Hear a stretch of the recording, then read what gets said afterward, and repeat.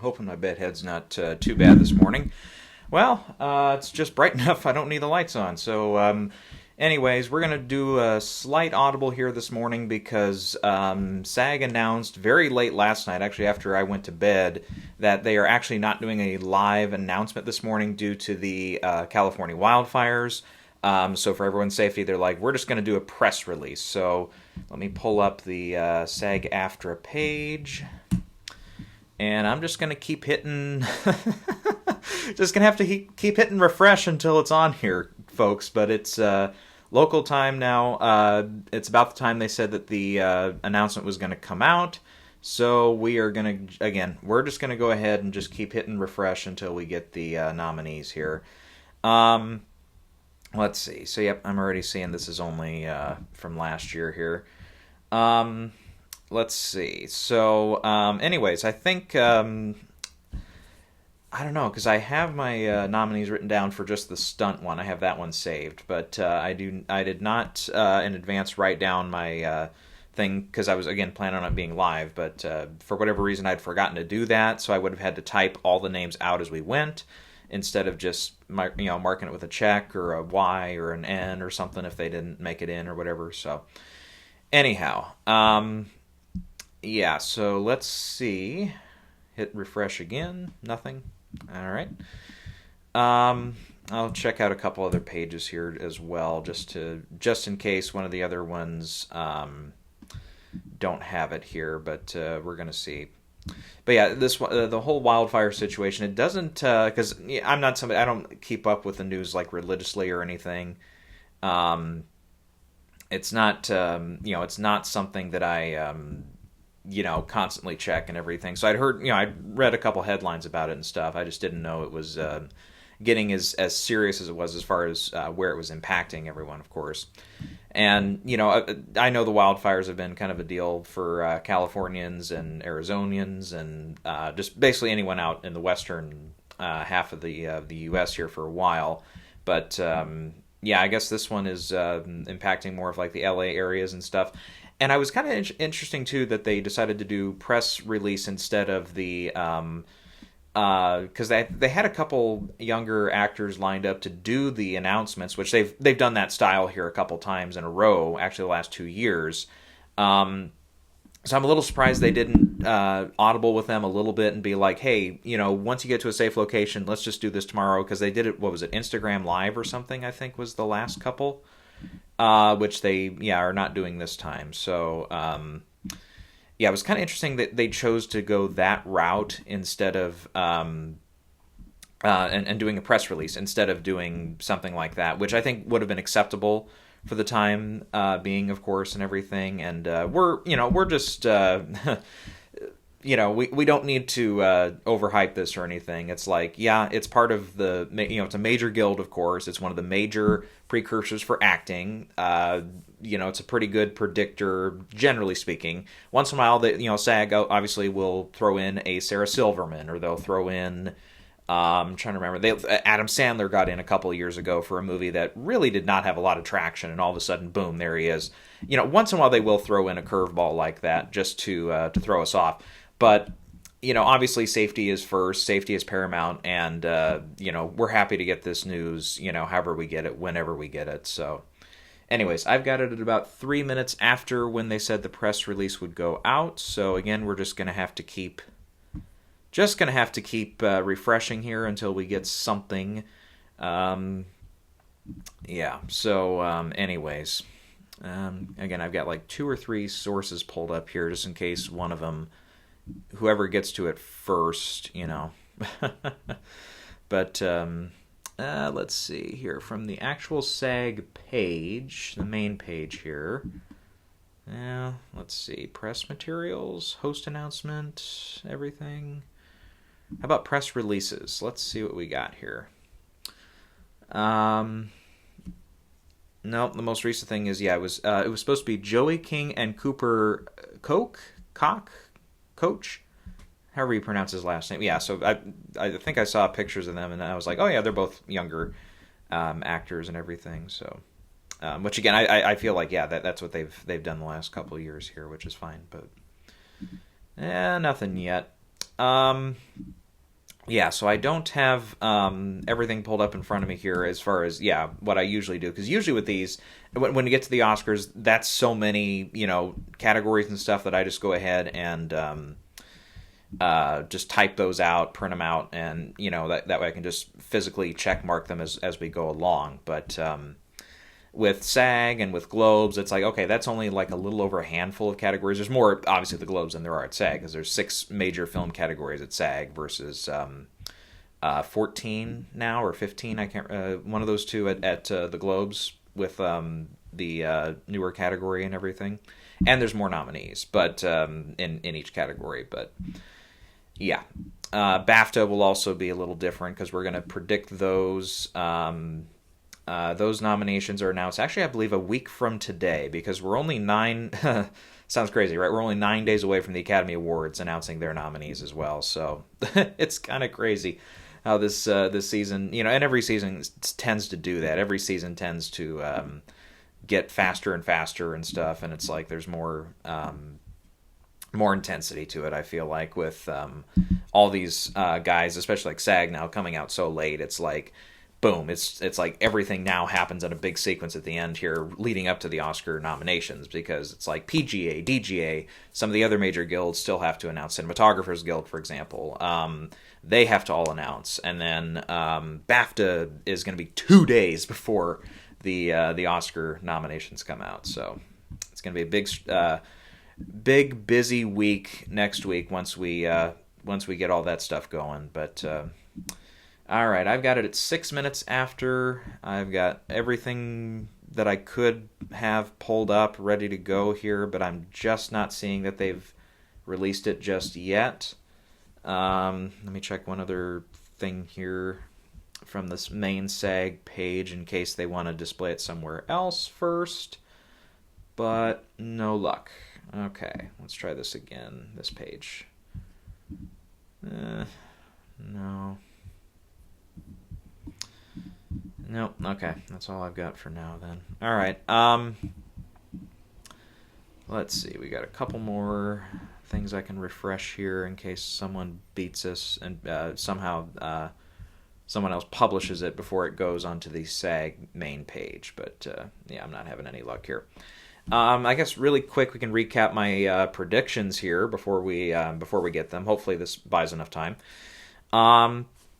So for the ensemble category, I was picking Emilia Perez, The Brutalist, Conclave, Anora, and Saturday Night to get in. Very wary of film like potentially Wicked making it in, but I guess I'm more weary actually of something like Complete Unknown getting in. I think that's, between those two, I would say Complete Unknown makes more sense to me to be nominated here. Wicked, it is a popular movie, that is true.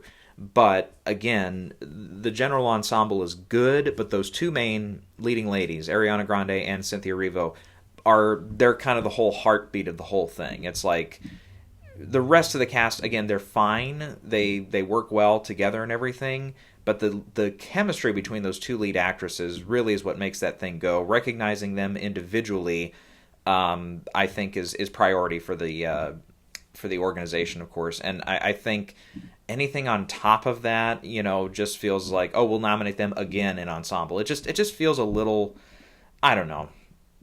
It doesn't feel like it's, really that big an ensemble either, because again, the first screen credit has both their names on it, which I know one of the old rules, I'm not sure if that rule even, maybe that's been amended now, but I know on at least one version of the rules, that means that any ensemble would include any cast listings that include, that first page if it's more than one name credited at a time during the opening or closing credits. So in that case, that would have been Cynthia Erivo and Ariana Grande only if that rule was applied.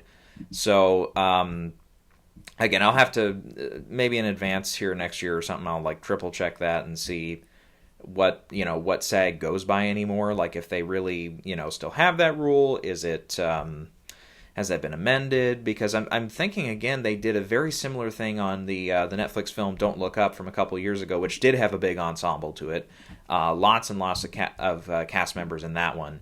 And I remember not predicting it. Well, number one, because the movie, even though it was a Netflix film and everything, I just remember it's not like the most enjoyable movie to me. Like, it was fine. I liked it, but I didn't love it. And on top of it, I remember, yeah, like the credits thing. It only would have been like 3 or 4 names, if I remember right. I don't think it was just going to be Jennifer Lawrence and Leo DiCaprio, not necessarily in that order, because I think Leo had top billing on it. But I just remember being like, okay, well then that would mean there's only like 4 or 5 people in the ensemble nominated, and so I didn't predict it. It ended up getting in, and when I looked at the ensemble list, it was pretty much everyone. So I was like, oh, okay, well, how the hell does that work? It's like, because again, by the other rule and stuff, that would have only been a few names. Instead, it's everyone. So that didn't make a lot of sense to me. But anyhow, Best Actor, I had Ralph Fiennes for Conclave, Adrian Brody for The Brutalist, excuse me, Coleman Domingo for Sing Sing, Timothée Chalamet for A Complete Unknown, and Daniel Craig for Queer. Sebastian Stan, I think, has a shot to get in for sure. The Globe win helps him, and also The Apprentice doing very well on a lot of those BAFTA long lists also does help his candidacy, particularly for that film. But again, with him winning the Globe for the other film, A Different Man, I'm a little worried that he's going to kind of cannibalize his votes a little bit there, and that the members of the voting committee, I could be dead wrong about this, because maybe they all get behind The Apprentice, or maybe he gets enough first place votes in this voting round and stuff for one film or the other, that he actually does get nominated for one particular performance. But I'm just worried about the self-cannibalization thing. It's just something that we've seen happen before, and having been not a previous nominee before as well, this would be his first nomination at the Oscars. Especially, I think he's been nominated by SAG before on the TV side, as I recall.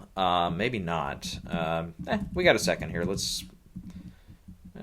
Here he is. I was like, let me look up and see. I could have sworn he was, or he's been part of an ensemble, if not that. Let's see here. Or maybe he's never been nominated by the Screen Actors. Oh, nope, I'm not seeing it. Okay, I could have sworn I saw there was one that he'd been nominated as an ensemble or something, but nope, that didn't turn out to be the case. So yeah, he has even on the TV side, he has not been nominated before. So okay, I've got it like 12 minutes after, guys. What the fuck are you doing? I realize it's, I just went on this whole rant about, we'll get it when we get it, but, I'm taking time off for this, guys. Come on, let's go. Let's get this ship on the road here. Anyways, because, yeah, I just don't know.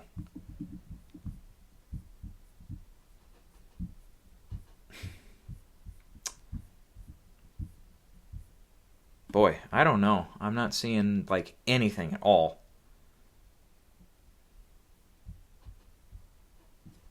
There's, like, nothing here. I don't know. I haven't seen one of these live drops before for a press release or anything on... Because, like, Critics' Choice, they've been doing press releases for a few years for their nominations and stuff. I've never been, like, live watching as this happens, so not on them at least. Okay, we got a second here. Best Actress, this can be a tough category this year. Definitely getting the nominees down for sure. I have it as Mikey Madison for Nora, Carlos Villasgascon for Emilia Perez, Demi Moore for The Substance, Cynthia Erivo for Wicked, and Nicole Kidman for Baby Girl. And boy, that's tough to leave out Angelina Jolie, Fernanda Torres, with the big, Golden Globe win on Sunday. SAG usually stays away from those international international performances. They just really struggle here at SAG. So I don't think Fernanda Torres stands much of a shot, but I think you got to put her in at the Oscars though, because we looked it up. And sorry to repeat from the last video, but we're killing time here. The only time that we've ever seen any Golden Globe winner in that Best Actress drama race ever not go on to be at least nominated at the Oscars was Shirley MacLaine in 1988 for a movie that Madame Shazovsky or something like that, and that happened to be a 3-way tie that year. The other two, Jodie Foster and Sigourney Weaver, did go on to be nominated for. let's see here, see if I remember. The Accused and Gorillas in the Mist, I believe, respectively, for those two films. So, yeah, so it's like, that's, when it comes to solo winners, though, never missed. They've never, gone on to miss the Oscar nomination. That's pretty good odds that you're going to get in then if you're Fernando Torres. So, yeah, and it's, look, we look at it again here. It's like when you do have those kind of solo nominees in that particular category, Best Actress over the years when it comes to solo nominees for your film, that's a good stance. And on top of that, I don't think she's potentially even going to be a solo nominee, because in the international feature race, I'm Still Here, the film she's in, actually is in contention, I believe. Let me triple check myself here. But I'm 90% sure it made the short list at the Oscars, and I believe I have it predicted to get in. Yeah, I've got it in third place right now behind Seed the Sacred Fig and Emilia Perez. But arguably you could put Flo on, maybe as more likely to get nominated too, after its big win on Sunday for animated feature at the Globes. So let's see. Otherwise, it's like you've got a couple other contenders to worry about there in Best Actress coming in today, like Marianne Jean-Baptiste could land a nomination, possibly. I don't know. Possibly Pamela Anderson for The Last Showgirl. I mean, that, her and Jamie Lee Curtis, I think both, or at least Jamie Lee Curtis made the BAFTA long list, I was going to say. Pam Anderson was nominated at the Globes for Best Actress Drama. Arguably, though, that's in a little bit of a weaker category this year, competition-wise. So, as far as, total number of nominees that could have gotten in and everything, she could sneak in at SAG here today. I wouldn't be shocked. That does sound like kind of a SAG thing to do, to nominate her. So, that's very possible. What else we got? Supporting actor, let's go to that one here. So my predictions there, I gotta pull up my general list here again. I had Karen Culkin for Real Pain, Clarence Macklin for Sing Sing, Guy Pearce for The Brutalist, Yura Borzov for Anora, and Denzel Washington for Gladiator 2. And that's really that one in Best Actor. I think I feel pretty good about the Best Actor list. Sebastian Stan is definitely lurking to get a possible nomination here this morning, but the supporting actor, though, I feel that's the one I feel the most confident in. The only thing would be is if Anora doesn't totally go over well with the voters, it could only land Mikey Madison a nomination in lead actress and nothing else. I could see that scenario playing out, though. But Yura, he's been getting in early. Again, as long as the voters are enjoying the movie, they'll get to his scenes at the end, and I think they'll once you get there, it's like, yeah, then it makes more sense to nominate him. But he does through the first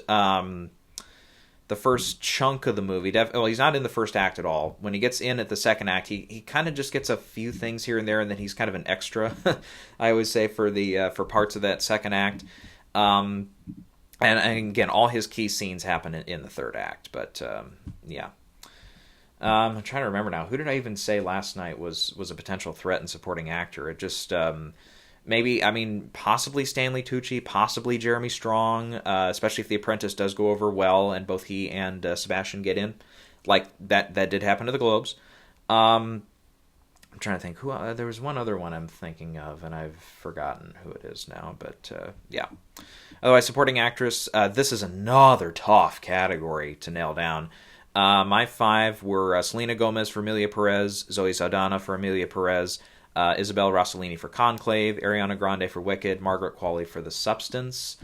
And it's tough to leave out, Felicity Jones feels like she's, very likely to get nominated at the Oscars as well, but you only got 5 slots. Ingenue Ellis Taylor could make a comeback here today with a nomination. Daniel Deadwyler is definitely a threat here at SAG here today, especially since, there is the whole Netflix thing and A Piano Lesson. Yes, it did miss the Globe, but, just entirely it missed that category. And it just didn't get anything at the Globes. I don't think it was really going to get too big of a threat in much else besides maybe if John David Washington had swung it for Best Actor or something. But I don't think that I don't think that was like a huge threat by the end. It felt like, early on he would probably get a couple nods here and there, but it just never materialized. The movie just kind of got looked over. And lastly, the stunt category, which is always fun to predict, because there's always a couple obvious ones, and then everyone else is like, what else do we got? So mine were Dune Part 2, Deadpool and Wolverine, Gladiator 2, Furiosa, Mad Max Saga, and Emilia Perez, with possible films like Wicked, or maybe Twisters also being in contention there. And again, it's still, not an old category here at SAG. It's still, has been introduced within the last, 15 years, somewhere in there. Again, it's not an extraordinarily old category, but it's still not one that, is fairly easy to predict. Okay, here we go. Finally, here we are. Let's start. Film ensemble, you've got A Complete Unknown, already 0 for 1. Anora, yes, I got that one. Conclave, yes. Emilia Perez, yes. Wicked, no. So 3 for 5. So no Brutalist or Saturday Night there in ensemble. Next up is Best Actress. Here we go. Pamela Anderson, Last Showgirl. Damn it, we just mentioned her. Then Cynthia Erivo for Wicked, yes. Carlos Sofia Gascon for Emilia Perez, yes. Mikey Madison for Anora, yes. And Demi Moore for The Substance, yes. So 4 out of 5 there. Okay, so on that one, the only one I missed... Okay, Nicole Kidman missing here. Again, we looked at it the other day. What did we say? Not too long ago we looked at this, but her track record at SAG for getting in at the Oscars, it's pretty much if she doesn't get in at SAG other than Moulin Rouge. Moulin Rouge is the one exception. If she doesn't get in for it at the Oscar, or at the SAG rather, she'll miss at the Oscars, and missing there is huge. Pam Anderson, good for her for showing up here. Yep, like we said, Fernanda Torres. Yep, Angelina Jolie. Man, Angelina Jolie in a Netflix film missing here at SAG, and she's not on the short list at BAFTA. I think her candidacy is really threatened here. Best Actor, Adrian Brody, The Brutalist, yes. Timothée Chalamet, Complete Unknown, yes. Daniel Craig, Queer, yes. Coleman Domingo, Sing Sing, yes. And Ralph Fiennes, Conclave. That's a 5 for 5. There we go. Nice. Moving on. Supporting Actress. Oh, here we go. Oh, fuck me. Monica Barbaro for Complete Unknown. No, didn't even mention her. Jamie Lee Curtis, Last Showgirl. Okay, we did mention her a short while ago. There's Danielle Deadwyler, Piano Lesson. No. Ariana Grande for Wicked, yes. And Zoe Saldana for Emilia Perez, yes. Damn, that's a SAG curveball. No Isabella Rossellini, no Margaret Qualley, no Selena Gomez. Dang. Boy, that kind of hurts Margaret Qualley a little bit, doesn't it? I think she'll get in at BAFTA. They've got 6 slots there. Could Jamie Lee Curtis get in again? Maybe. When you got an open-ish slot and you've got a previous winner, sometimes that happens. But yeah, Monica Barbaro showing up. Yeah, I guess they really liked Complete Unknown. I'm expecting then in Supporting Actor we're going to see Ed Norton. For Supporting Actor, wow, Jonathan Bailey for Wicked. Wow, okay. Yora Borazov for Anora. Kieran Culkin for Real Pain. Edward Norton for Complete Unknown. And Jeremy Strong for The Apprentice. That's weird. That is really weird. Okay, Jonathan Bailey, who, yeah, I didn't have him listed anywhere. No Guy Pearce. No Denzel, no Clarence Macklin. Okay, well, that tells me that Clarence Macklin is probably really in trouble now, for sure.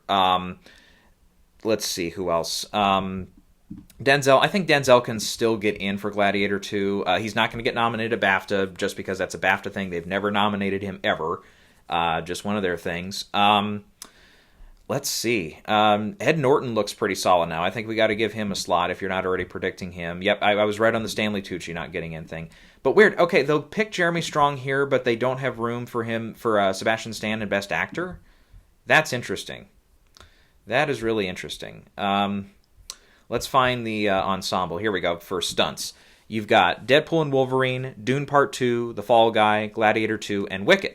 Okay, so Wicked was a threat here. I had that listed as a possible nominee. Fall Guy, I completely overlooked The Fall Guy. I can't believe, a movie about stunts. You'd think that would have been, I would have remembered that, but I didn't. So I got 3 out of the 5 there. So yeah, no Furiosa and no Emilia Perez. So does Wicked lead nominations then? I think that's got 4. That's got 5. Ensemble, stunt ensemble, and then 3 performers in. Yeah, that's got 5 nominations. Yeah, so that's a good sign for them. Amelia Perez, in the meantime, got 3 with one supporting actress, lead actress, and ensemble. Conclave has just the 2 with Ralph Fiennes and ensemble. Anora has 3 with theirs, and Complete Unknown actually has 4 nominees. Damn, they really liked that. They really liked Complete Unknown. So, dang, yeah. Yep, there's some curveballs here this morning for sure. Anyhow, let's take a little bit more time here before we sign off. Complete Unknown, I think I put that in for Best Picture a short while ago. Spoiler alert, we'll get into this further in a different video, but I put that in over Nickel Boys. I feel like Nickel Boys has kind of fallen off a little bit. There could be enough passion there for it still to get a picture nomination, but now with The Substance really coming on strong here lately, doing very well at the BAFTA long list and everything. Now, Margaret Qualley did miss here today. That supporting actress category is tough, though, and especially when you're putting in like Jamie Lee Curtis and Monica Barbaro and Danielle Deadwyler, all of whom I think are liable to miss because only one of them is long listed at BAFTA, and that's Jamie Lee Curtis. And The Last Showgirl has been, kind of a late, bloomer here in the race. That makes me think, okay, maybe, maybe 1 or 2 of those 3 are expendable when we go forward. Let's see. I think Complete Unknown, I would say it's probably looking at, a picture nomination, Best Actor, Supporting Actor for Norton, and probably Best Sound. Monica Barbaro could still get in, and she could be the 5th nomination. I'm not sure if there's, like, another big spot, because it's not really a threat for screenplay. Not really. It could get in over Dune, I guess, but I think the other 4 are pretty locked in. Anora, this is a big bounce back spot for Anora for sure. And it's definitely a spot here where, okay, Anora, it missed, got everything looked over there at the Globes, got the 3 nominations here today. And The Brutalist, its biggest competition, you could argue, The Brutalist really struggled here today. Adrian Brody, and that's it. No supporting actor for Guy Pearce, no ensemble, no Felicity Jones. So if you're a big fan of Anora or you're in the Anora camp, you're really happy with the spots it got here today. Conclave, arguably Isabella Rossellini really should have been a nominee here today. I don't think she's going to miss at the Oscars just yet. Or wait, hold on. I'm sorry. Let me double check because I did flip this last night. I think I actually took her out last night. I'd have predicted here at SAG.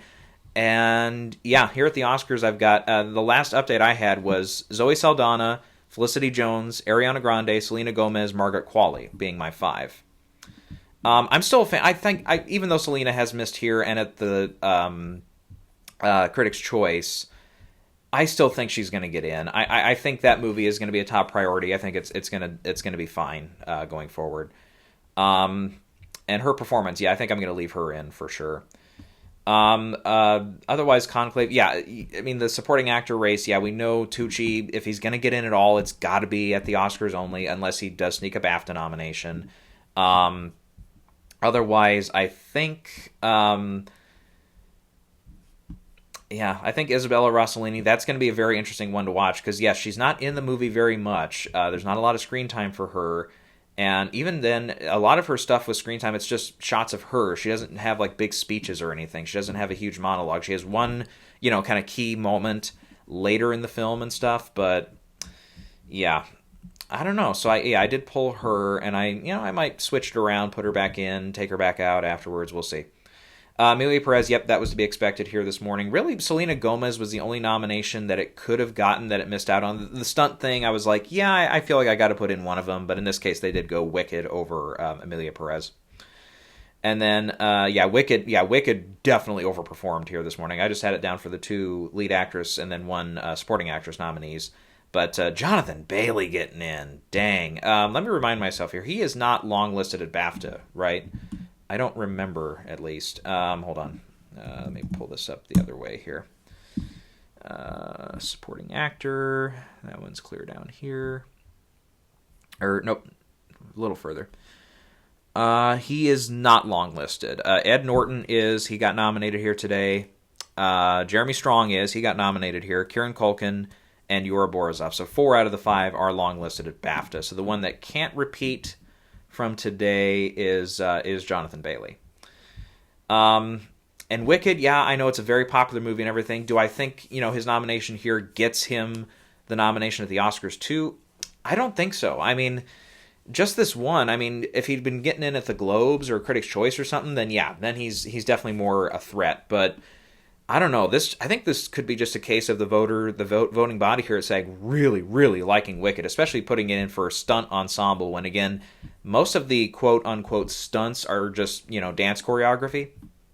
So, which you could argue choreography is a form of a stunt. Some would argue that, I think. But, yeah, that being said, yeah, I think this is just a major overperformance from Wicked, I think.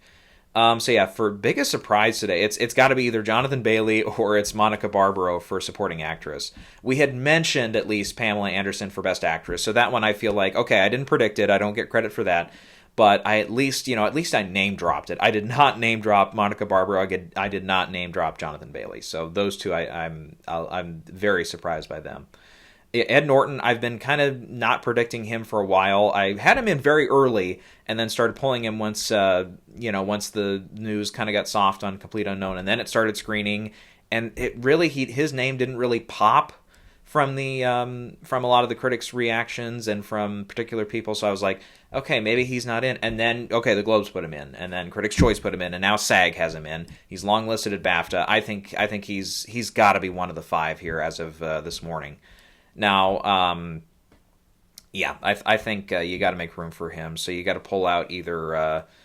I don't think you pull out Guy Pearce. The Brutalist, I think that's going to be a top priority for Oscar voters, even though he's never been nominated before.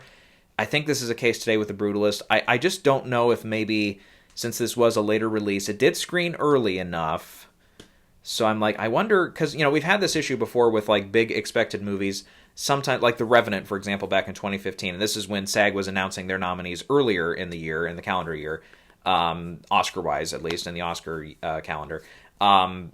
They would put in Leo, but nothing else from the movie, arguably because not enough voters had seen him, and they were just name-checking him. I wonder if that's the case with The Brutalist here today, where it's like, okay, Felicity Jones and Guy Pearce kind of don't get benefit of the doubt. Adrian Brody, though, since he's arguably the front-runner now, especially after the Globe win on Sunday, you almost have to put him in. So I wonder if that's the thing. So keep Guy Pearce, is my theory as of today. Now, if he misses at BAFTA with 6 nominees, then we've got a problem. Then we've got a real issue, but we'll see. We know Denzel's not going to be nominated at BAFTA, even though he is long listed. I am going to be flat out, knocked on my fucking feet if he gets nominated at BAFTA. He's never been nominated before, even in years when it's been more or less obvious that he's going to be either a potential winner or a definite nominee. BAFTA just has continually ignored him. So, I wonder if he's the expendable one then, because Gladiator 2, it's going to, again, mostly vie in those tech categories. It's not a significant threat in Best Picture. It's not a significant threat in, like, Director. Paul Mescal has not been really popping up anywhere this year, outside of maybe a couple mentions from critics groups and stuff.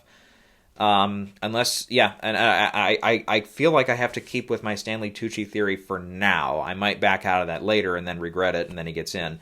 But, no, I think...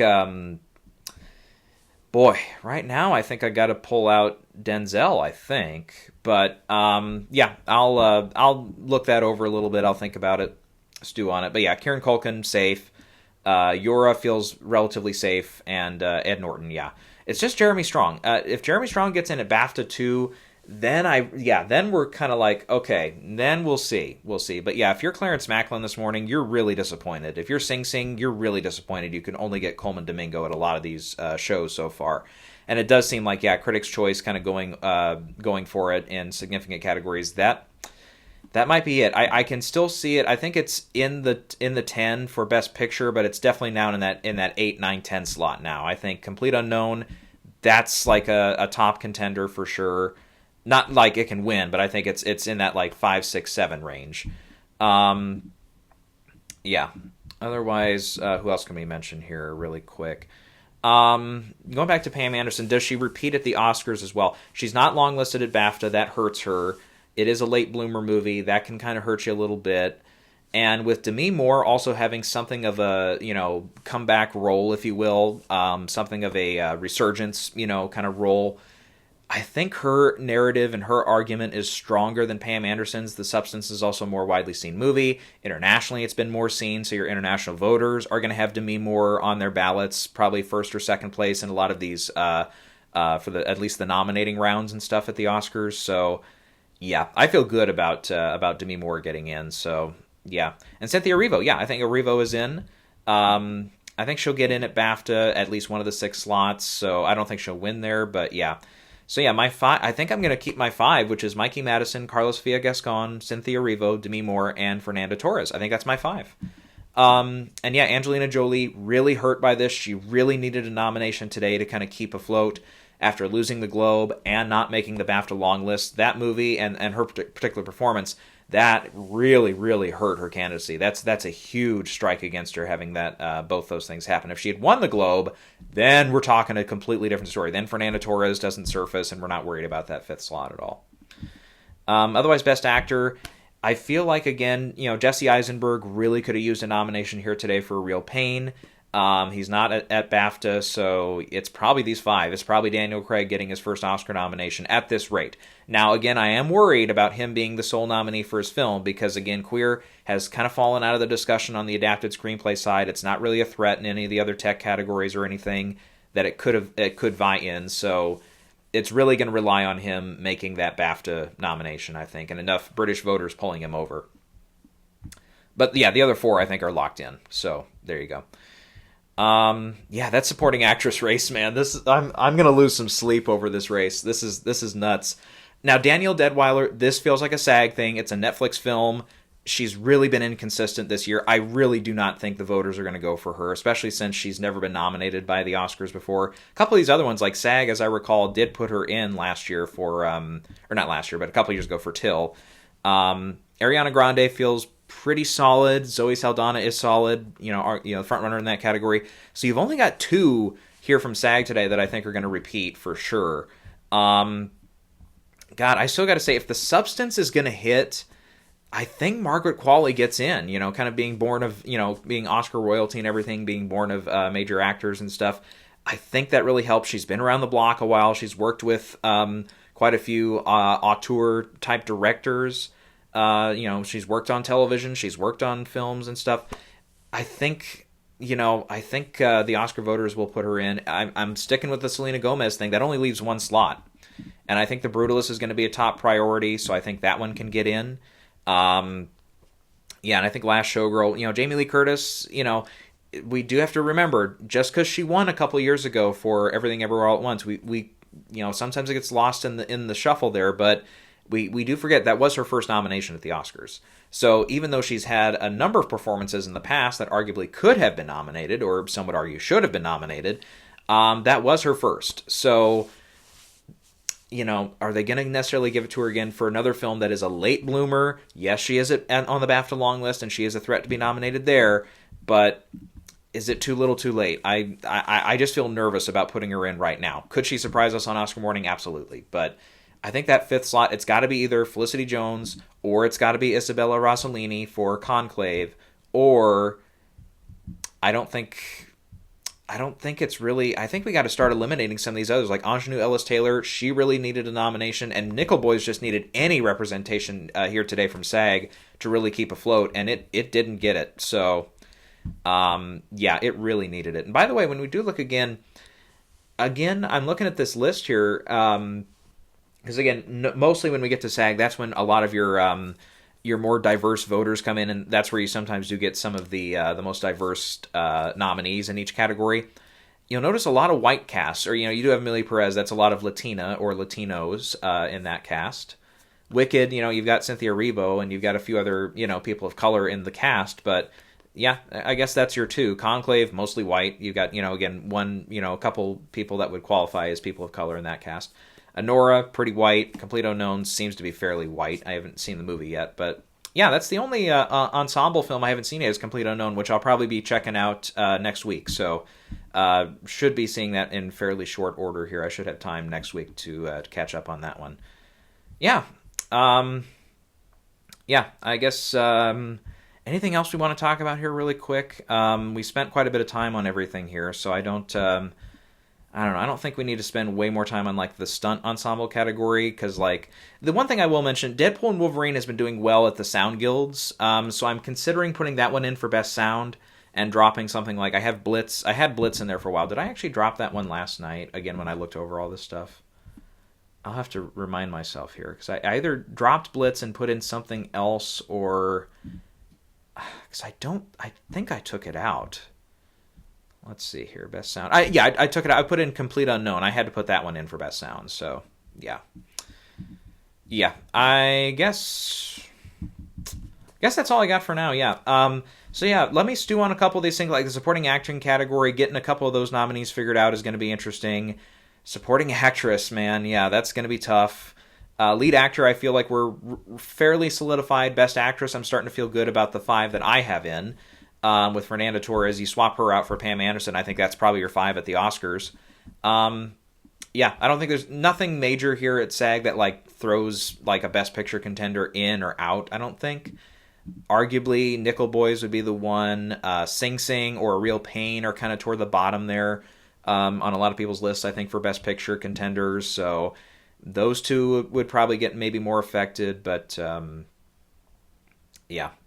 All right, I think that's all I got for now. So yeah, The Brutalist, arguably The Brutalist took a little bit of a hit here. I thought that one, coming on strong here, I thought that would make it for ensemble, but I can also see the argument, even though it did play early enough at the festivals, otherwise it didn't screen again, I don't think, until like late November, early December. So I'm not sure how many SAG voting members were able to see a screening of the full movie. And I just think it's probably a case of The Revenant all over again, where they name check Adrian Brody because he's the front runner and he's the one expected to win right now. And you don't really have room for anything else. Because otherwise, I think if that was the case, then I think Guy Pearce would have definitely gotten in over someone like a Jonathan Bailey, arguably even a Jeremy Strong in that category. But yeah. All right, I'm going to sign off for now. We'll be back. When do we want to come back next? I'll probably give some BAFTA predictions. That'll be either... I'll probably do that on Monday, the 13th. Right? No, that's Friday the 13th. You get it.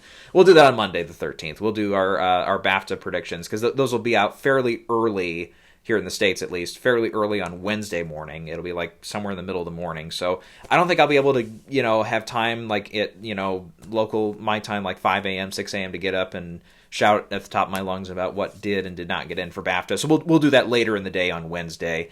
Probably late afternoon, early evening, we'll go ahead and give those thoughts out and stuff. Obviously, we'll be here Friday morning, and we'll be ready to go for Oscar nomination reactions and everything. Otherwise, yeah. Otherwise, we'll catch up once we get like SAG and DGA, or excuse me, not SAG, PGA and DGA nominations. Then yeah, once those are out, then we'll mention them in one of the 2 videos there. But I do want to do a separate video though, and again, we'll probably do this Monday or Tuesday next week as well. I don't want to combine it, so I might do it. Maybe I'll do it Sunday instead, or Saturday or something. But I do want to do a separate video where we're talking about key categories and some updated Oscar predictions before we do final nomination predictions on the. We'll probably post it. We'll for sure post it on the 16th. And I do want to take some time after BAFTA nominations are out to really look it over and really, solidify what I want to do with some of these up in the air categories and potential nominees. So I'll shoot it that Thursday. It'll be out on Thursday, so we'll do that. So I want to do one video in between that though, and the BAFTA nomination predictions, where we do look a little closer at the Oscar categories, give some more updated thoughts on like the short categories, because I really have not said much about that. Documentary feature, a little more thoughts on animated feature and international film. We really have not talked about those categories much, and some updates in some of those tech categories too, because there's a couple things here and there I switched out, and yeah. So we'll go ahead and we'll kind of do a little roundabout thing there, and we'll talk maybe a little bit more about some of the specific things, and that'll be before BAFTA though. So yeah, we'll do that sometime here relatively soon. So, all right, that's all I got for right now though.